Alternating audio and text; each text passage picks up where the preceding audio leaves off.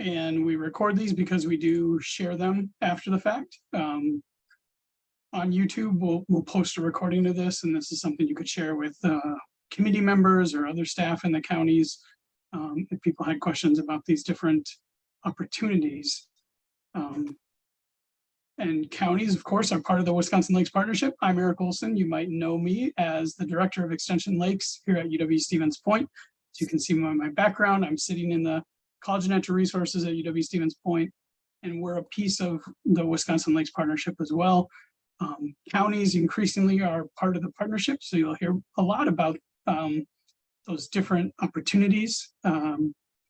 And I just want to thank you, I guess, on behalf of the partnership for joining us. And I want to introduce you, if you have not met, and I'm guessing you haven't, Jennifer Jefferson. She's with the Wisconsin DNR, and she's the Lakes and Rivers team lead, which basically puts her sort of in an administrative role overseeing some of these surface water grants. So Jennifer, take it away. Well, yeah, thanks, Eric. Welcome all.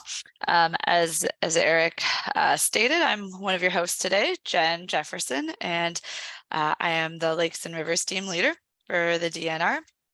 And I am here with a handful of other staff today, Amy, Sarah, Jeannie, and Laura. We're going to do quick introductions before we talk about the Surface Water Grant Program. So I will start. I started my current position at the end of June, and I work with our lakes, rivers, and AIS biologists around the state to implement the grant program, which works to protect, restore, and educate folks about Wisconsin's surface water ecosystems. And I am located in the Milwaukee office. So we'll just quickly go down the line of photos. So go ahead, Amy. Hi, I'm Amy Crutlow. I'm the Aquatic Invasive Species Program Coordinator for the department. I am located in our Plymouth office in Sheboygan County, and I oversee and help with development of our program in AIS. Thank you.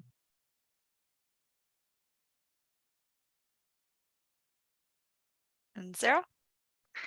Hi, everyone. I'm Sarah Fanning. I work as a surface water grant specialist located out of Madison. I work predominantly with Jennifer and Laura to help administer the surface water grant program while also managing and administering the lake monitoring network and lake monitoring and protection network and the Clean Boats and Clean Waters programs. And I'm Jeannie Shear. I'm the Aquatic Invasive Species Outreach Specialist with Extension, and I also coordinate the Purple Loosestrife Biocontrol Program for the state. I'm located in Madison with the Lakes and Rivers section. Good afternoon, everybody. My name is Laura McFarland. I am the Surface Water Grants Program Manager with the Bureau of Community Financial Assistance. So I work with a close team of environmental grant specialists, whom many of you are familiar with, who help administer the financial side of the program and help develop guidance and tools to hopefully help facilitate your administration of your grants once you receive one. Thank you. All right. So here is what we plan to cover together over the next hour. I'll start with a general overview of the program's design and purpose. It's a rather large program, so second, Amy and I will discuss a couple of sub-programs specific to counties and the projects they support. Next, Sarah will discuss steps to develop a project and submit it for funding. And then finally, Jeannie will talk through some additional available resources. So first, let's talk about the Surface Water Grant Program big picture. The Surface Water Grant Program is designed to help folks like yourselves access funds to support your work and the work of your conservation partners and community groups. Each year, hundreds of lake groups, river organizations, and local units of government apply for funding to support a really wide range of projects. that are both protection and restoration in nature. Today, we're going to focus on a couple programs specifically designed for county governments, while also touching on other opportunities that could support the conservation work you're a part of. Note, as Eric noted at the beginning, this webinar is pretty specific to counties, county lake grants and LMPN, and that the webinar tomorrow will provide a more general overview of all the other surface water grants. So keep that in mind. And the one will be recorded tomorrow as well. So all in all, we really hope to empower you all to take advantage of the available funding, as well as give you the information you may need to connect your customers to this program, and also provide any technical assistance if they need it. The Surface Water Grant Program is competitive, offering cost-sharing grants for surface water protection and restoration that operate on a reimbursement basis. In 2023, we had about $6.5 million to commit to projects that protect and restore lakes, rivers, and wetlands and control aquatic invasive species. These dollars come from two primary sources of funding. The majority comes from the Water Resources account of the Conservation Fund, which is a gasoline excise tax calculated using the number of annual motorboat registrations. Another small amount comes from the Clean Water Act and is subject to additional reporting requirements in accordance with the DNR's agreement with EPA. The legislature has charged the department to use these grant funds to protect and improve the waters of Wisconsin and control aquatic invasive species. The grant program is further divided into three separate streams of funding. Lakes and rivers funding supports projects that improve water quality, prevent pollution into these water bodies, protect or restore habitat, or purchase lands with the purpose of protecting lakes and rivers and their ecosystems. Aquatic invasive species, or AIS funding, supports projects that prevent the spread of AIS and then also to assess and manage those populations. Here is a breakdown of the grant funds between lakes, rivers, and AIS. You can see within each of these kind of buckets, there are both planning and management activities that are eligible for funding. Next, we're going to look a little bit more in depth at the various funding sub-programs and the kinds of projects supported by the Surface Water Grant Program. The Surface Water Grant Program is designed to support protection and restoration projects from start to finish. And there are grants available that can support a local group wherever they are at or wherever you're at in your journey through the surface water stewardship. From organizing and educating a group about surface water to collecting and studying data to understand the ecosystem condition, planning for management activities, designing specific practices, and then, of course, actual implementation. We can simplify these types of activities into two overall project types, with the first being education and planning. Education and planning projects help communities understand surface water conditions, determine goals, and develop strategic plans. The second type of projects are considered management projects. These types of projects support on-the-ground control activities and management actions that protect and improve water quality, aquatic habitat, and prevent and control AIS. We support a wide variety of projects within each of those categories, so it's often helpful to think about the type of activity you want to do. So education might include outreach to a specific group of users or developing a lake or river organization. Planning may consist of collecting data to write a plan. Management could be implementing a project from one of those plans, or acquiring a piece of land to protect a lake or river Once you decide the type of project that you want to do, DNR biologists can collaborate with you to develop a project that will accomplish priority activities that will really result in moving the needle on surface water quality in a significant way. Within these programs that focus on education planning and management and land acquisition, there are also 2 sub-programs that support work by county governments and tribal governing bodies. The 2 county-specific programs are Lake County Grants, which support county-led efforts for surface water protection, and the Lake Monitoring and Protection Network, or LMPN for short.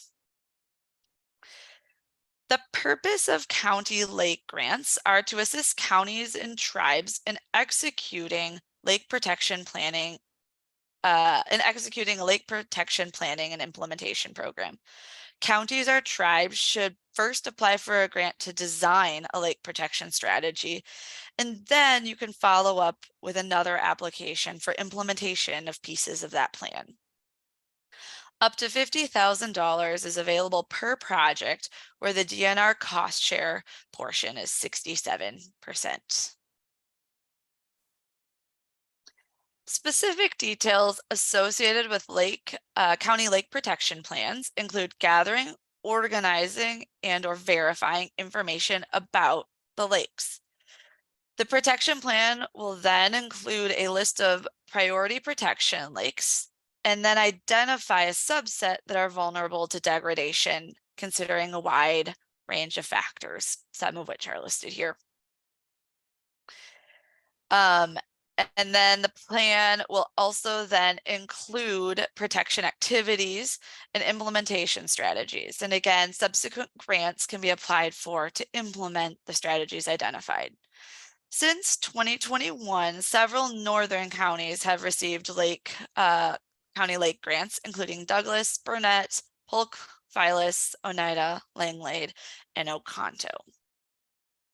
So next, Amy is going to discuss the Lake Monitoring and Protection Network program. I'll stop sharing and Amy will take over. All right.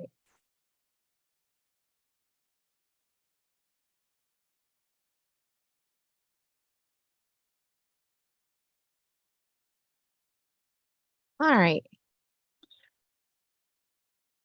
So I'm gonna this afternoon I'm just gonna go over our Lake Monitoring and Protection Network grant money. You'll hear that being referred to as our LMPN program. This program ensures predictable annual funding and is available for counties to help coordinate lake monitoring and AIS prevention activities. It is a newer way. We are in our 3rd year of our LMPN program.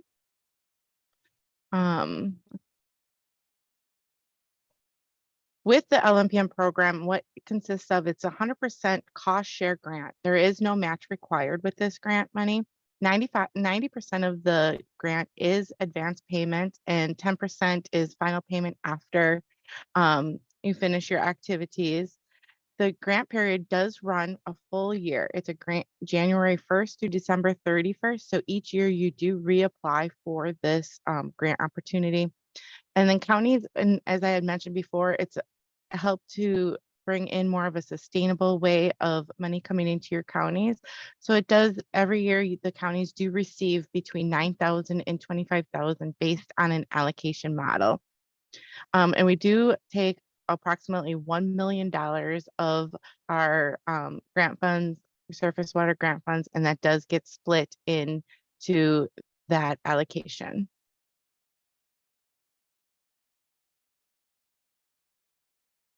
As you can see, we use the word network a lot. This is a cornerstone of our program, building the network of partners and volunteers. As everyone knows, a small number of folks cannot perform all the work protecting the environment from invasive species. So that's how we how we started to grow into this LMPN program. So we have a network of partners as part of the solution.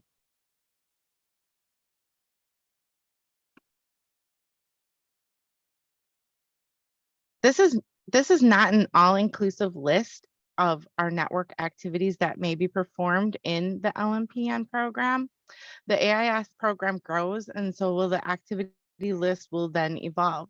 The LMPN program is a very proactive approach in helping slow or stop the introduction of AIS into Wisconsin's waters through prevention. The DNR AIS staff are also busy into looking into new proactive approaches to help slow or stop the introduction of AIS through our pathways approach. With new ideas, methods, or activities that the staff and partners have learned through this pathway approach, this list can change and evolve over time. Also, when you're filling in your scope, remember to work with your regional AIS biologists because they'll help you find the best activity that is suited for your area. Again, this list is not all-inclusive and does not mean your organization needs to fulfill every activity on this list. That's why you do work closely with your regional AIS biologist, because then they'll be able to determine if what is suited for your region and work closely to help you manage the best prevention methods in your area. As I had mentioned just a minute ago, that this is a newer program. In 2020, we did start with a lot of pilot counties, but we have grown. We really rolled this out more in 2021 and 2022. And so we are in our third year. And in this third year, we have grown to 65 counties, or 95% of our state is in participation with this program. And then in 2024, we do have projections of a few more counties being able to join. Another grant opportunity I do want to share with the group today is our AIS Supplemental Prevention Grants. This is a complimentary grant to LMPN, and this grant you can apply through for the surface water program. It is a competitive grant category, but it helps. It's for projects and prevention methods that go above and beyond what our LMPN activities are involved. There are smaller grants that you can apply for up to $4,000 per water body access point that's available. But one of the caveats with this is you do work with your regional biologist, but you should have completed a Clean Boats, Clean Waters project a year prior to applying for this, for that $4,000 project.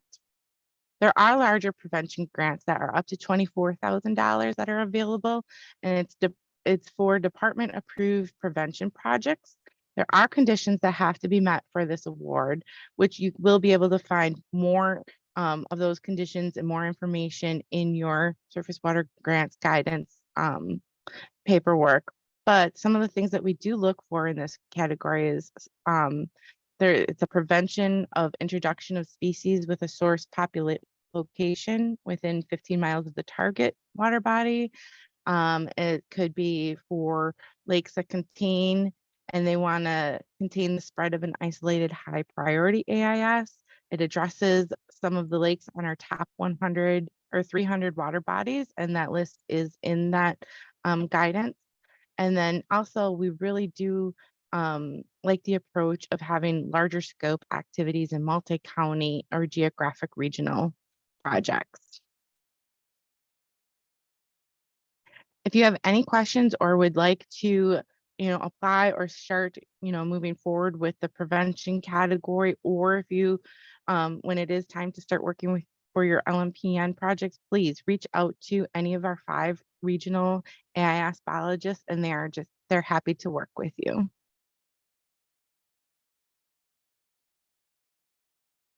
And I will stop sharing.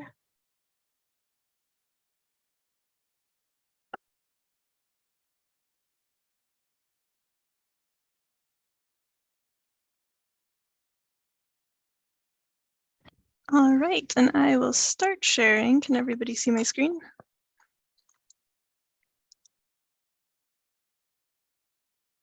Yep, we can see it there. Yep. Great, awesome. All right, thanks for those intros, Jen and Amy. As you can see on the slide, we're going to go ahead and transition to talking about how one applies for funding and receives a grant. So while most people here are county staff, I'll be talking about the LMPN timeline and grant process, but I'll also speak as if I'm addressing a broader audience. The reason for this is that many of you in your roles at the county level often closely collaborate with lake or river organizations and help them navigate a pretty wide diversity of funding opportunities. So it's important for you to also understand the certain requirements that these different grant categories that don't apply to you have, even though you yourselves may not be applying for them. Great. So walking through our grant cycle timeline, there are 3 particular dates that I wanted to quick highlight. The first being a date that's already passed, May 1st, is when we usually encourage our applicants to confirm their eligibility by this date. So hopefully if you've been working with any organizations, you've already kind of helped direct them to confirm their eligibility. The next date is September 15th, which is when this year our pre-applications are due, and the last date is November 15th, which is when final applications are due. So first, let's go ahead and talk a little bit about eligibility in the Surface Water Grant Program. So who is eligible to receive a surface water grant? Counties and tribal governing bodies are automatically eligible. In the instance of a lake monitoring and protection network grant, there is the option to designate an agent, and that designated agent, if they aren't a local unit of government, must apply for the eligibility. To do that, a form 8700-380 must be filled out and submitted to their environmental grant specialist. And the requirements for eligibility of other organizations are also listed on the back of this form. Stepping through our timeline, we come to June 1st. In June, we publish our Surface Water Grant Applicant Guide, as well as any updated forms on our Surface Water Grant website, which you can find at the link that's in this screen grab, or usually I will bookmark this web page so that it's easily accessible on my web browser, or you can use Google or any other search engine and type in WDNR Surface Water Grants, and usually the first link that pops up is going to take you to this website. And this red link, or the blue link that is circled in red, is the link that will take you to the Surface Water Grant Applicant Guide. Each year we do publish updated guidance here on the homepage, so make sure that you come back to this page so you have up-to-date information. A few changes that we did want to highlight for 2023. We updated scoring criteria for education grants, county lake grants, AIS supplemental prevention grants, and management plan implementation and restoration grants. We also increased the donated volunteer labor rate from $12 per hour to $15 per hour, which might be of particular interest to Clean Boats, Clean Waters grantees, or anyone in the LMPN program who might help manage CBCW grants. We include a recommendation to provide a financial plan and applications for multi-phase implementation projects to help improve your competitiveness and ranking. We also added qualified producer-led groups as eligible organizations who can apply for grants. And now applicants are also required to submit a W-9 at the time of their application, with the exception of our Clean Boats, Clean Waters, and Lake Monitoring and Protection Network programs. So through the summer months and before that September 15th deadline, hopefully counties and your grantees will be working on developing a project. So the first step is making contact with your partners as well as your DNR biologist to help start outlining your ideas. If you don't know where to start, that DNR biologist can help you decide your first steps. And you'll want to first review our guidance documents on our webpage to get an idea of what the program can support. And we're happy to have big picture scoping discussions early on in the process if you're not sure where to start. taking a quick aside to look at our LMPN timeline really quickly. Basically, before we hit that September 15th pre-application deadline, there is one big kind of decision that needs to be made, which is who's going to receive the allocation for the county under the grants. There are two branches here that are depicted in this infographic, depending on if a county is going to receive their own allocation or if the county is going to use a designated agent who will receive the allocation on their behalf. This will need to be decided before that September 15th deadline. But what is a designated agent? So counties may choose to designate an agent to act in their stead as a network cooperator. So the cooperator or county's funding is given to the designated agent in return for carrying out network cooperative services in their county. The county or tribe shall then apply for funding, submits a copy of a cooperative agreement to the department by November 15th of each year. And thereafter, the designated cooperative agent will execute the agreement, report to the department, and apply for and conditionally receive reimbursement. Designated agents do need to meet qualifications for eligibility. So make sure that you're reaching out early if you're intending to work with a new designated agent to the program.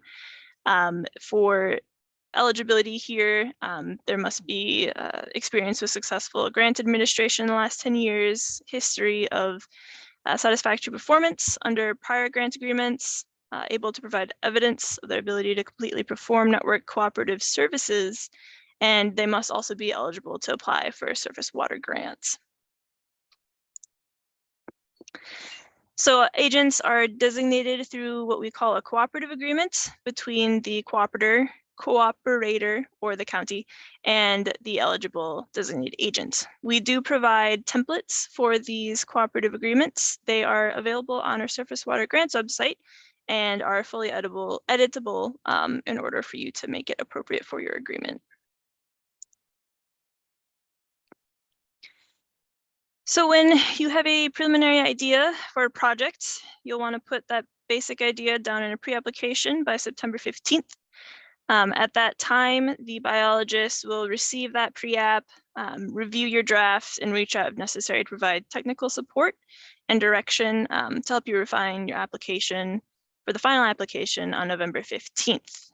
The pre-application process also includes the submission of a draft of either the scope of work or cooperative agreements in the Lake Monitoring and Protection Network program.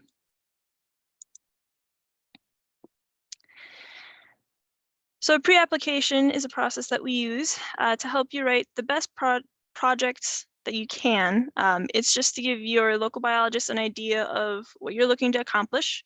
And its quality really has no bearing at all on the final funding decisions. It's very much a rough draft, so you don't have to worry too much about the content at this stage. Submitting grant applications can be pretty stressful, so we've built in this step in the process to make sure that we're helping you submit an eligible application that's also competitive. So the pre-application process is pretty straightforward. In the application, you basically just need to complete the sections that are labeled pre-application. The more information that you can provide in these sections, the better, because it gives your biologist a better idea of what you're trying to accomplish, and they can give you more informed feedback. These pre-applications can be submitted to the Surface Water Grants inbox, which is at DNR surfacewatergrants@wisconsin.gov. In the LMPN program, if you are a returning LMPN cooperator, you don't have to submit a pre-application. However, you will need to express your intent to apply to your regional AIS specialist by September 15th. There are a couple of things you also want to start thinking about by this point in the grant cycle. Things such as, did you meet the reporting requirements for your current LMPN agreements? And how will that impact the changes that you want to make to next year's cooperative agreement or scope of work? And have you reached out to potentially your designated agent or your DNR AIS coordinator recently to help determine the direction that you'll take with the LMPN this coming year? So with the pre-application, you'll want to submit a draft of your scope of work template or a cooperative agreement if you're following the LMPN grant program. The scope of work template is a tool that's used to outline the network services that will be completed under the grant by either the designated agent or the county. So this is pretty similar to a position description that outlines the activities that will be completed during the grant by the person who's funded under the LMPN. The template, like I mentioned before, is available on the Surface Water Grants website. It can be used to help simulate discussion between counties, designated agents, and DNR staff. The scope of work template was designed to include a lot of different activities and options that could be done as part of the network, and was designed as a broad example that can be further altered as you need. Based on the funding provided or what is deemed as a necessary activity in the county, you can adjust what activities will be completed. By no means do we expect you to complete all activities that are on the list to get the funding. It acts more of a menu for you to select from. You can add or remove services as needed and as discussed with your DNR program contact. So then the months between September 15th and November 15th, you might receive constructive feedback from your environmental grant specialists and biologists on your pre-app. So prior to November 15th, you should be working to incorporate any recommendations into your final application in preparation of that final deadline. As part of your application, you'll be required to submit an authorizing resolution with your application in November. However, we do highly recommend that you draft an authorizing resolution and have it approved by your governing body early in the project development. Especially if, for instance, your county board only meets at certain points in the year, trying to get that approved before the deadline or as soon as possible will help make the application process go a little bit smoother. If a county chooses to carry out the project, the county will need to submit an authorizing resolution or a substantially similar document that demonstrates the approval of the governing board. An authorizing resolution from the committee of the county board will be accepted if written proof that the county board has approved the resolution is also provided.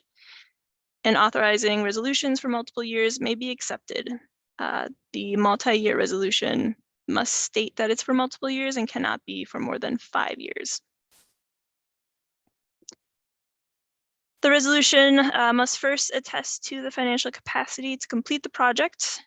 Second, state that the applicant will follow all state, local, and federal rules, regulations, or ordinances. And third, indicate which officers or employees of the organization are authorized to complete tasks related to the application and management of the grants. And we do recommend that you identify positions in your authorizing resolution rather than individuals, just in case if there's turnover in staff or anything like that throughout the life of the grants.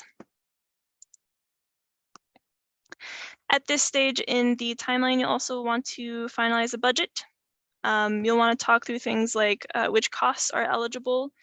You can refer to page 48 of the applicant guide to figure out what sorts of expenses are eligible. Are your costs going to be incurred during the grant period?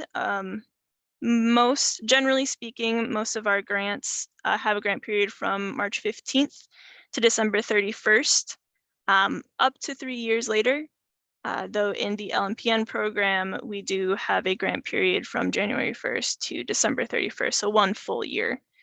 And CBCW has its own grant period as well. So just make sure that you're aware of that and when you can start incurring expenses to the grant. Are the costs in the project necessary?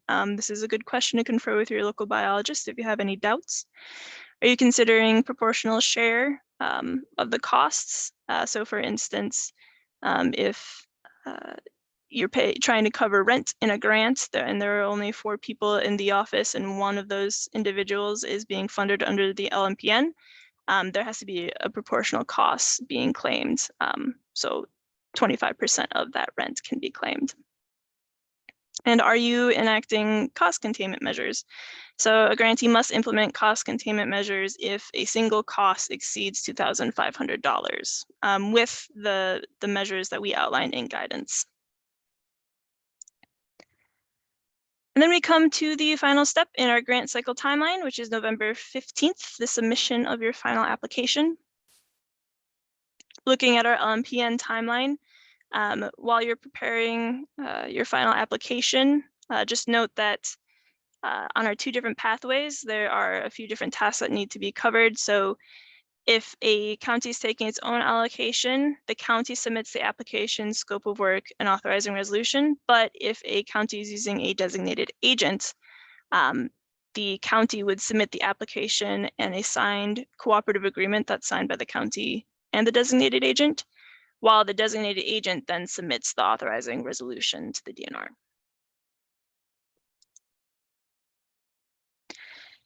So in order to submit your application materials, you can either email or mail them to the DNR. Email is by far the preferred method of submission. If you email, you'll receive 2-fold confirmation that we've gotten your materials. You'll get an automatic reply from the inbox and then a personal reply that your materials have been received. The reply we send out will either say that there isn't anything else or any other actions that you need to take, or that your application is missing something and you'll need to submit that item to us. An application, a map, and an authorizing resolution are universally required across all grant types, aside from the LMPN and CBCW grant programs.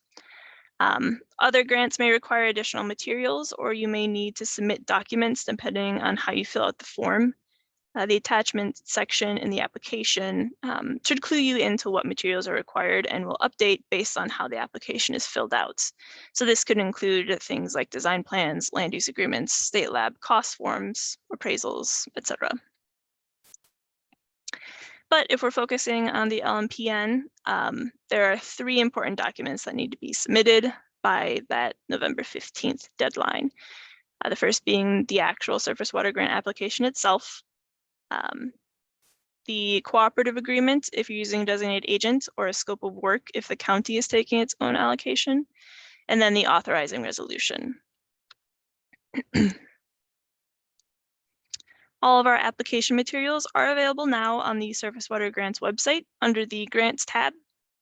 And for LMPN, those forms are also all available in the LMPN toolbox. For our forms, we do update some of them annually, so make sure you're using the most current version.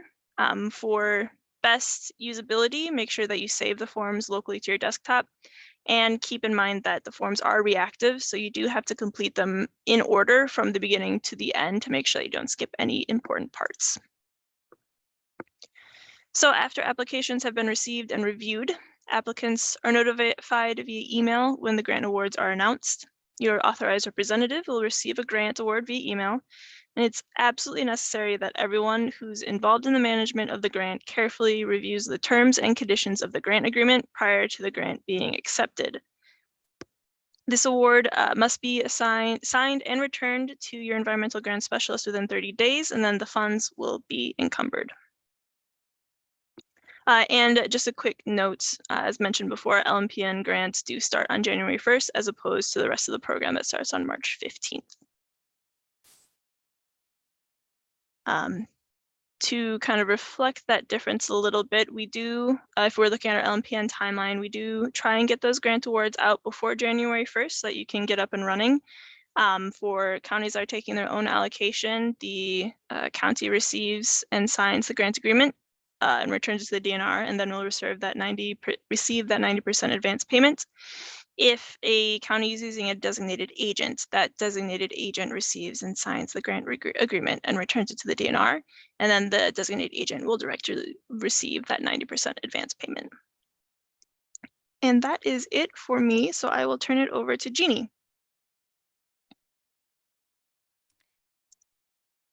Thank you. Let's see here.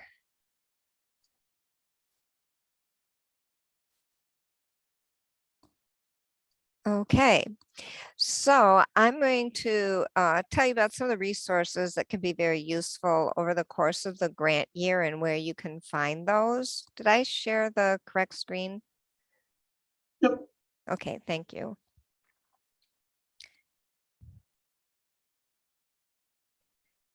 So there are these are our two main day-to-day resources for program information. These, of course, supplement all the help that coordinators can get from the DNR AIS biologists, the central office staff, and the statewide program coordinators. We also have a weekly newsletter. So UW-Madison has let us have an account for the Wisconsin AIS partnership since 2014. Sarah just mentioned Box a few minutes ago for where some of the resources are found. It has a lot more resources than the Google site, which is shown the homepage on the right, but that's because there's just tons of materials in there that can be borrowed to use in presentations or to better understand programs, lots of good stuff. And most of the content on the Google site is actually coming from Box, but it's in a more accessible form when all you want is a quick reference. Box users have to be invited. So when a new staff person comes on, they contact me, or perhaps the DNR AS coordinator will, or biologist will contact me and let me know they need access, and I will send them that invitation. Everyone who is part of Box has viewer uploader privileges so that you can use the content as well as upload new content to share with the partnership, like photos of species we're all trying to learn more about, or photos from events like the landing blitz that then might be pulled for use on posters and presentations or for social media and publications. The Google site is publicly accessible, though we only share the link with partners. Anyone would certainly be able, though, to check it out. So Box is set up like a typical file system on a computer. Since we've been using it since 2014, there is a wealth of information of resources in here. And for any of our specific programming, like the bait shop and dock service providers initiatives or signage installation, you'll find materials like data survey sheets and lists of other materials that can be ordered for particular outreach purposes, and those materials are free. The exception to that would be there's a folder for AIS signage, and although some signage is free, for others we just provide the PDFs so that you can get those printed at the cost of your own programs. So we also keep agendas and PowerPoints from our spring and fall partnership meetings, and there are several special topic folders such as tips for working with highway departments. And then one of the most used folders, of course, and the one key to this meeting is the AIS LMPN Partners Toolbox, which is circled on the screen. So there are several items that can be useful in the folder, but the grant program folder is probably the one I see accessed the most. And at this point, some of the items people need, like the grant reporting form, are easier for us to manage when we keep them here than if we had them on the surface water grants page. Inside, you can find several items for setting up the grants, planning, and reporting. There's a copy of the application, but you would actually go to that through the online system for the surface water grants. Here, it's just here as a reference. The document that I see pulled the most, though, is probably the reporting form for the end of year reporting. But any document here is available for your reference and supplements all of the other materials already referred to today. Sarah uploads updated versions of any items as necessary. So the partnership Google site is a great place to go, as I said, for quick references for everything from contact information to program specific information. Two important features are a calendar, which something odd just happened on my screen, excuse me. Our calendar, which and an interactive map so you can see where everyone is. The interactive map is at the bottom of the homepage. The calendar, key contacts, how to use Box, as well as other things each have their own tabs. The LMPN grant tab has links that take you to the Box documents you may need. And we also will put an updated link to the recording of this meeting there each year. We don't have AS monitoring covered here. There is a website for that, but the link can be found on the contacts page with statewide monitoring coordinator Maureen Kloster's contact information. So we have lots of written materials available to learn about what the LMPN coordinators do and cover a wide range of common interest topics in our 2 annual meetings. But in 2021, we started our training in small bite series to cover many useful topics in generally 10 to 30 minutes. Some are general enough that they are on the small bites tab. Others are for very specific topic areas that have their own tabs, so you'll find them there. So for example, since this screenshot was taken, you'd actually find the AIS signage video on the signage tab. And as I mentioned, there's an interactive map found on the bottom of the homepage. Here you can see where the partners are around the state and get their contact information by clicking on the icon for the county or by using the legend on the left. For those of us located in Madison and UW-Stevens Point, where we have several people, you need to zoom in closely to separate the icons, or you can just go to that sidebar for the legend to see where people are. If you click on somebody's name, then a window will pop open and that'll have their location with their contact information. So that is what I have. And let me stop my share, which that's that happened. Move my Jen, you can toolbar. just go to the next slide, and Oh, since okay. that's the last one. All righty. Yeah. There you go. All right, so we're at the end. All of the information that you've seen today can be found on the website or within the Surface Water Grant Applicant Guide. Sarah referenced this document as well, and it is a bit of a long document, but it's really, really useful.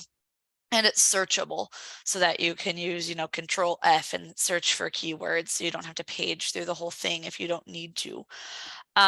It does contain a lot of information about the different grants available, how to apply, and project management after a grant is awarded. We also encourage you to sign up for Gov Delivery. The link is small, but clickable. If you want updates on this program, and you can always reach out to the general DNR Surface Water Grants email address as well. So with that, we can stay online and take questions either if folks have them in the chat or unmute. And if you have questions after you think about this some more, reach out in one of the ways on the screen, or even your local AIS lakes or rivers biologist as well. So thanks everyone for tuning in. And we do have a question in the chat already, and I'd encourage people to use the chat or raise your hand, and we can administer an efficient Q&A process here. Natalie earlier is asking when the county allocations for the next year are going to be posted. I can answer that. The allocations actually, they have been done and they update every 3 to 5 years. So the allocations are already posted, and they are at the, I believe, and I have to just double check, but I believe they are in the back in the appendix of the grant guidance. I Yeah, just Laura- posted the link. Yeah, thank you, Eric. Yep. Okay. So no changes from last year, just to emphasize that point. And just to recap, those allocations are based on a formula that takes into account sort of the water resources of the community, as well as sort of things like boat landings. A range of different factors go into this. Matt has his hand up, so go ahead and unmute Matt.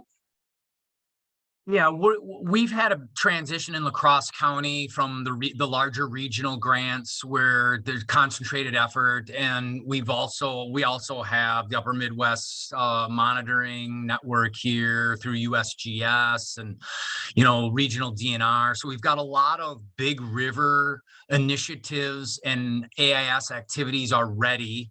We have done some of the traditional lakes in the LMPN work already, but we're looking for maybe a new designated agent if we continue on in the future, and maybe one of the universities or the tech school, wondering if that's been done in the past and if they have to follow some of kind of the standard protocol that's part of the lake monitoring and protection network protocol, or if they could get into a little more research type stuff, or what the limitations might be if we could arrange to have them be a designated agent.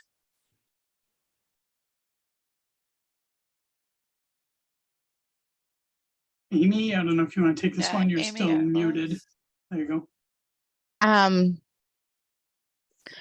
Well, that's kind of, I mean, there's a, if you're looking into changing your designated agent, I would have to, I mean, for the university or that I would have to defer to Laura and Sarah for eligibility and stuff. But as for like more, this is where you would work actually closer with your AIS biologist on what would be eligible for your LMPN activities. And if there was more of that research kind of a component to it, there is in our surface water grants program research grants available. So it's something that you would really work, talking about more specifically what kind of activities and things you were looking at with your AIS biologist. Yeah, I can I chime hope in on that the helped. If I could follow up just a little bit, I mean, we haven't had a designated agent to date because we had, I forget what the name of the old grants were, but we had a regional grant. The transition that the department went through over the last couple of years, a lot of those regional grants, from my understanding, have changed. We're losing that regional approach, which is kind of a shame because, I mean, we have La Crosse and the Mississippi River, and a lot of that was organized by the regional person. But I guess I'm maybe speaking in advance because I don't know what the tech school or the university might do. But if they have to follow that standard protocol, Ellen Voss and I are working together. You may know Ellen. She was our regional person. Those grants have, unfortunately, we're losing her because of the change in scope that the department has gone through.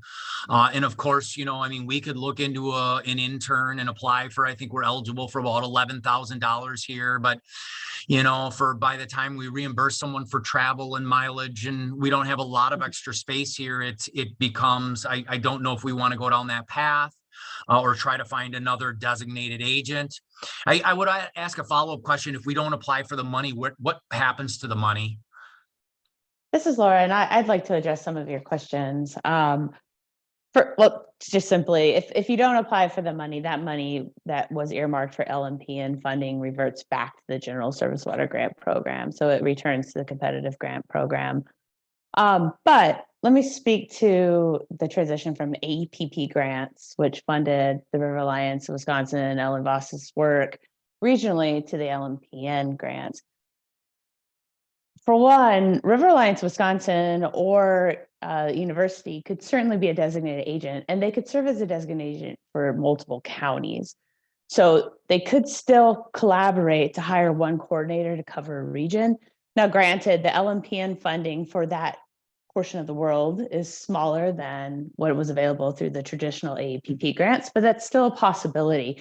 And we do have universities serving as designated agents within the LMPN. We have UW River Falls and UWC grant.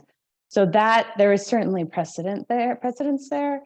In regards to the scope of the activities, we would probably stick more closely to the traditional LMPN scopes as opposed to transitioning to research, because as Amy said, we do have AIS research grants available.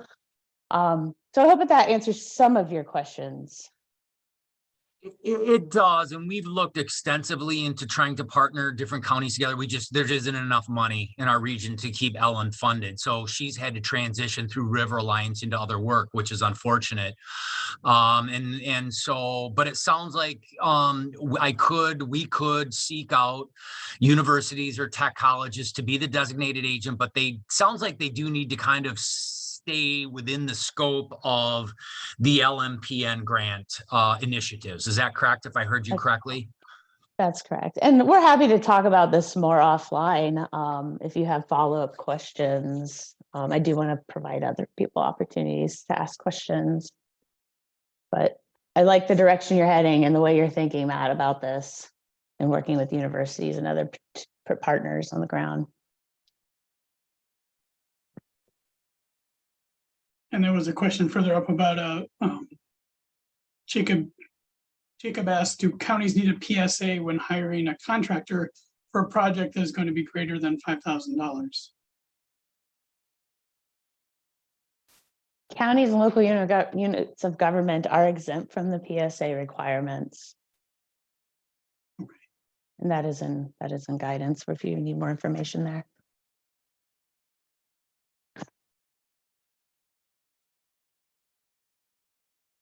And Amanda Smith put a comment in as well about the counties that are kind of pooling their resources together and then also seeking supplemental prevention funds to go a little bit above and beyond the sort of minimum requirements of the LMPN funding. I think that's part of what's happening in central Wisconsin as well with Golden Sands RCMD.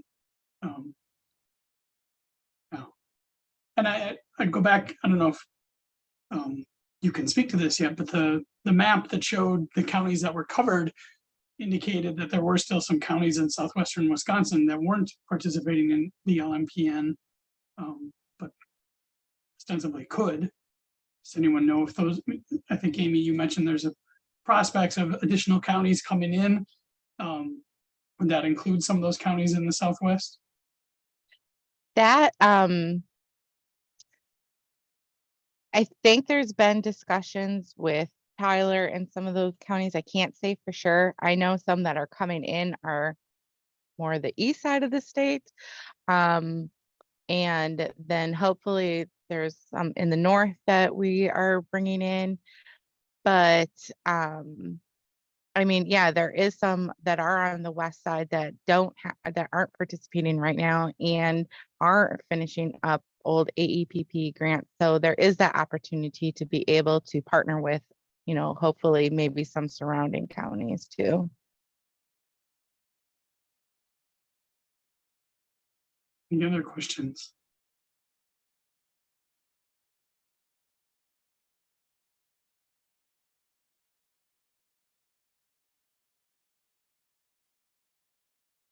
I think maybe one thing that hasn't been clearly communicated is that you all are, the DNR staff are available to answer questions too outside of these meetings.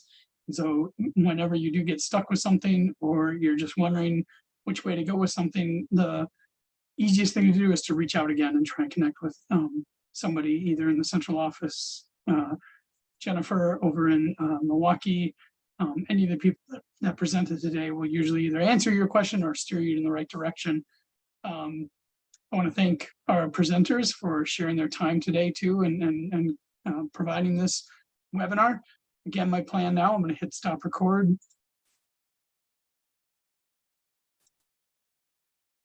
Won't let me.